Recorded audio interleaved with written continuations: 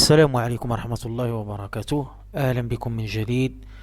نعتذر عن الغياب لظروف شخصية. الموضوع حاليا اللي هو عنده واحد الصدى كبير في الشأن الوطني، وخاصة في المجال الرياضي، هو الرفض ديال النظام العسكري الجزائري أن المغرب ينظم رحلة مباشرة عبر رحلة مباشرة للمنتخب الوطني الأولمبي باش يشارك في الشان كأس إفريقيا للمنتخبات المحلية.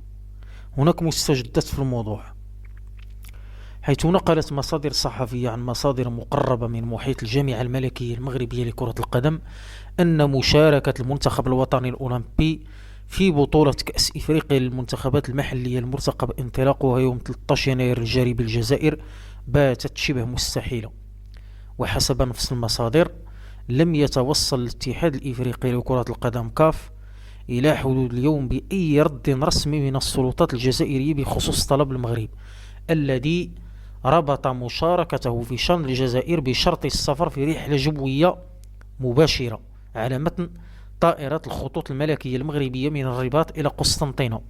كما أكدت ذات المصادر أن وفد المنتخب الأولمبي المغربي كان من المرتقب أن يطير اليوم الثلاثاء إلى الجزائر من أجل المشاركة في شان الجارة الشرقية، غير أن عدم توصل الجامعة الملكية بأي رد رسمي من الكاف المشرفة على تنظيم هذه التظاهرة الكروية الإفريقية عجل بتأجيل السفر إلى إشعار آخر.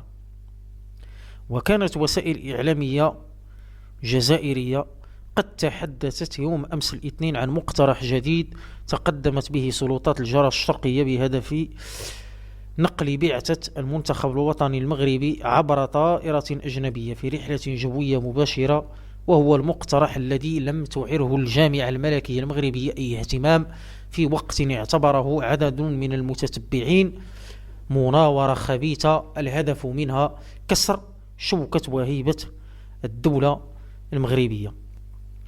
صراحة النظام العسكري الجزائري لا زال يقوم بالمناورات الخبيثة، والجامعة الملكية المغربية راه في طريقها الرفض، لا ما تقبلش ذاك الشرط ديال الجامعة الملكية وكذلك المغرب. راه صراحة تمنينا أنه لو كاع ما يشاركش المنتخب الأولمبي، رغم أن للأسف المشاركة هي كتأكد على أن المغرب راه كيحقق الأهداف ديال الكاف، وهذا هو للأسف المشاركة داك اش كيمشي يشارك المغرب. ولكن راه صراحة تمنينا أنه ما يشاركش المغرب في هذا الشان اللي في الجزائر، رغم أن كاين بعض الضغوط وهذه. وصراحة الشرط المغربي راه واضح، فنتمنى في الأخير أنه ما يشاركش المنتخب الأولمبي المغربي. تحياتي.